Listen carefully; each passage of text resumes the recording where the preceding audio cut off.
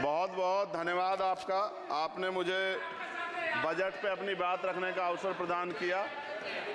मैं अपनी बात को शुरू करते हुए बहुजन समाज में जन्मे सभी संतों, गुरुओं और महान पुरुषों को नमन करता हूं।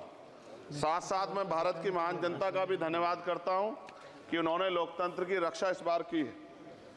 सभापति महोदय, पिछले 10 सालों में सरकार की नीतियों के कारण गरीब और गरीब हुआ और अमीर हुआ है, यानी गरीबों और अमीरों के बीच फासला बढ़ गया है। सारे देश की संपत्ति को चंद अमीरों के हाथ में दे दिया गया है। ये हमारे संविधान की मंशा और समतावादी समाज के लक्ष्य के खिलाफ है। अतः हमारी नीतियां गरीबों के पक्ष में भी होनी चाहिए। जातिगत जनगणना, SC, ST, OBC यानी कि जो बहुजन समाज के लिए आज जीवन मरण का प्रश्न है, इसके बारे में कोई बात बजट में नहीं की गई है। इसके बाद जनसंख्या के अनुपात में बहुजन समाज को सभी क्षेत्रों में हिस्सेदारी मिलनी चाहिए, तभी बाबा साहब अम्बेडकर का जो सपना है समतामूलक समाज का, वो पूरा होगा। महोदय, एक ऐसा विकसित भारत है जिसमें आज भी सफाई कर्मचारी को पक्की नौकरी नहीं मिल रही है और उसको गटर में उतरने के लिए मजबूर किया जा रहा है। उनके लिए कोई अलग से बजट नहीं है। बजट बन सकता है अगर सरकार चाहे। SC, ST को जो सब प्लान मिलता था, SPC का जो पैसा मिलता था, वो बजट से हटा दिया गया है। साथ साथ देश के स्तर पर आशा, आंगनबाड़ी, भोजन माता, ग्राम सेवक, PRD जवान, होमगार्डों के मानदेय में बढ़ोतरी नहीं हुई है। ऐसा कुछ भी नहीं दिख रहा है कि उनके जीवन में खुशहाली आ जाए। इनका मानदेय बढ़ना चाहिए। विधवा, वृद्धा, विकलांग पेंशन प्रत्येक महीने 500 रुपए से बढ़ाकर 5000 रुपए की जानी चाहिए, क्योंकि महंगाई बढ़ रही है। देश में प्रधानमंत्री जन कल्याण योजना के तहत SC, ST, OBC और मुस्लिम को कितने घर दिए गए, इसका कोई आंकड़ा सरकार के पास नहीं है। देश में इसी तरह SC, ST, OBC के लिए कितने परिवारों को शौचालय की व्यवस्था कराई गई। आज भी सिद्धार्थनगर जैसे जिले और तमाम जिले जो है वहाँ शौचालय की व्यवस्था नहीं है। इस पर ध्यान देना चाहिए। देश भर में SC, ST, OBC के जो रिक्त पद पड़े हुए हैं, बैकलॉग भरना चाहिए। सरकार ने कुछ नहीं कहा। ये कैसी विश्व की 5वीं अर्थव्यवस्था है जिसमें आज भी SC, ST पे अत्याचार हो रहा है, महिलाओं के साथ रेप हत्या हो रही है। NCRB का डाटा पढ़ेंगे तो खून के आंसू रोने पड़ेंगे। युवा बेरोजगार है, सड़कों पे 80 करोड़ लोगों को 5 किलो राशन में जीवन यापन करना पड़ रहा है। जो बजट SC, ST को मिलता है, मेरे दाएं तरफ जो साथी बैठे उनको बुरा लगेगा, कर्नाटक में 14,732 करोड़ रुपए इन्होंने दूसरी योजना में लगा दिए और मध्य प्रदेश में आपने 95 करोड़ रुपए जो है दूसरे बजट में लगा दिए। हमारा जो मिलता है उसको तो मत छीनो भाई। MSP की लीगल गारंटी कोई बात नहीं हुई है। किसानों को जो 6000 रुपए मिलते हैं उसको बढ़ा के 12000 रुपए करना चाहिए और फसल बीमा जो है उसका सारा प्रीमियम सरकार भरे, किसानों पर बोझ ना लगे। रिजर्वेशन प्रमोशन में लागू नहीं किया गया, पुरानी पेंशन को बहाल नहीं किया गया, इस पर चर्चा नहीं हुई। देश में मनरेगा समय न्यूनतम मजदूरी की दर 700 रुपए होनी चाहिए। समान काम समान वेतन पॉलिसी लागू होनी चाहिए। जो रसोई की चिंता करते हुए 500 रुपए प्रति सिलेंडर से ज्यादा के दाम नहीं होने चाहिए, जो महिलाओं को राहत मिल सके। बिजली के दामों में भी कमी होनी चाहिए। बेरोजगार युवाओं को 5000 रुपए भत्ता मिलना चाहिए, जो बेरोजगार युवा जो है अपनी पढ़ाई या अपना खर्चा उठा सके। मैं अपने क्षेत्र के विषय में महोदय आपसे कहना चाहता हूं कि पश्चिम यूपी में नगीना में एक एम्स बनना चाहिए, एक IIT बननी चाहिए, एक IIM बनना चाहिए। नगीना लोकसभा में उद्योग धंधे लगने चाहिए। नगीना की कताई मिल जो है उसको पुनः शुरू कराना चाहिए।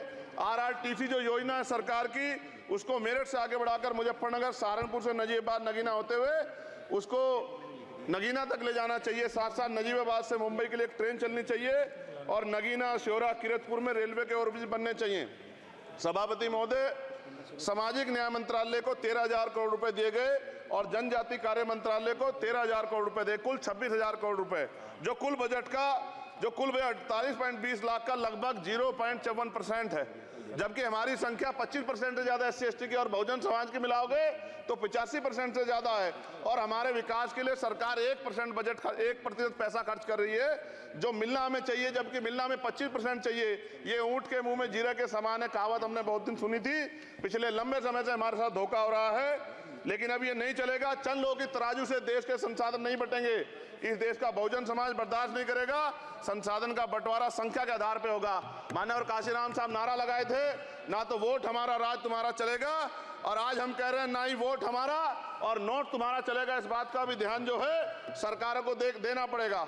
आपके माध्यम से सरकार से मेरी एक मांग है, सरकार इस योजना का लाभ भी अपने आप ले ले, सरह भी ले ले। कि 1 लाख रुपए सालाना बहुजन समाज के अत्यंत गरीब परिवारों को दे। 10 लाख करोड़ रुपए खर्च होंगे, लेकिन इस 1 लाख रुपए की योजना से एक झटके से एक परिवार गरीबी की रेखा से ऊपर आएगा और इनके बच्चों को कुपोषण खत्म होगा, अच्छी शिक्षा मिलेगी, महिलाओं को सम्मानजनक जीवन मिलेगा और इससे वास्तव में सबका साथ सबका विकास का नारा सार्थक होगा। अगर प्रश्न ये होगा कहां से आएगा, तो उसका जवाब ये है कि जब अमीरों का 16 लाख करोड़ रुपए माफ हो सकता है, कॉर्पोरेट टैक्स का घटाकर लाखों करोड़ रुपए का चूना सरकारी खजाने को लगाया जा सकता है, पेट्रोल डीजल के दाम 10 गुना एक्साइज ड्यूटी बढ़ाई जा सकती है, तो गरीबों को सरकार पैसा क्यों नहीं दे सकती। महोदय, समय आ गया है, अब निजी क्षेत्रों में आरक्षण की व्यवस्था होनी चाहिए। SC ST OBC को निजी क्षेत्रों में आरक्षण मिलना चाहिए।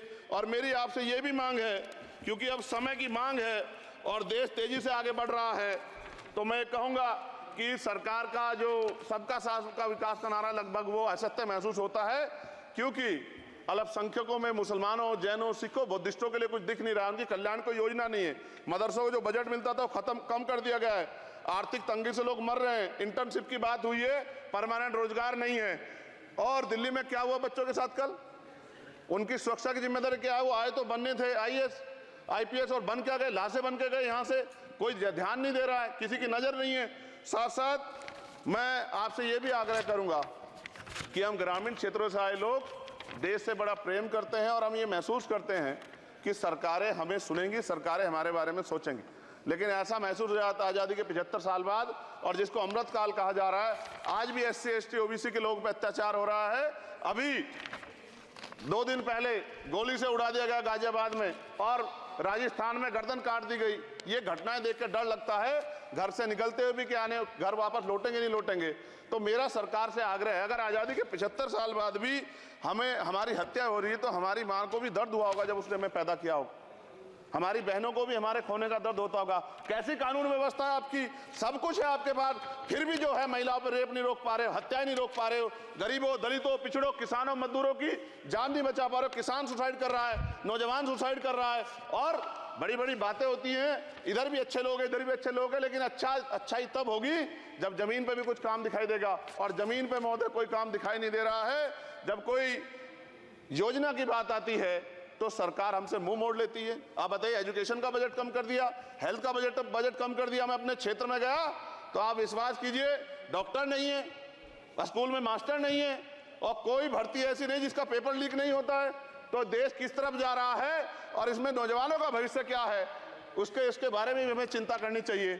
और अंत में अपनी बात को खत्म करते हुए मेरा आपसे आग्रह और आपके माध्यम सरकार से आग्रह है कि यहाँ बाहर बाबा साहब अम्बेडकर की मूर्ति लगी हुई थी एक, वो करोड़ों लोगों की आस्था से जुड़ा विषय है, और आप विश्वास करो इतना गुस्सा है उसको लेके, मेरी आपके माध्यम से मैं हाथ जोड़ता नहीं हूं, लेकिन मैं हाथ जोड़ के आपसे आग्रह कर रहा हूं कि प्रधानमंत्री जी, सरकार से हमारी आग्रह कि वो अम्बेडकर वादियों के सम्मान का ध्यान रखते हुए, उनके जो है दिल की पीड़ा को समझते हुए, दर्द का ध्यान रखते हुए उस मूर्ति को पुनः स्थापित करा दीजिए। अगर इसमें कोई राजनीतिक कारण अलग बात है, लेकिन मैं कंक्लूड कर रहा हूं। मगर मैं आपसे कहना चाहता हूं, इसमें बहुत गुस्सा है। जिस दिन अम्बेडकरवादी गुस्सा हो जाएगा, वो फिर इस सरकार को जो 24 में आ गई है, वो आने वाले चुनाव में ऐसा सबक सिखाएगा कि दोबारा पलट के नहीं देख पाओगे। तो मैं आपका धन्यवाद करता हूं और मुझे विश्वास है कि सरकार मेरी बातों पे गौर करेगी और गरीबों के बारे में सरकार सोचेगी, गरीबों को आगे बढ़ने के अवसर प्रदान होंगे। धन्यवाद।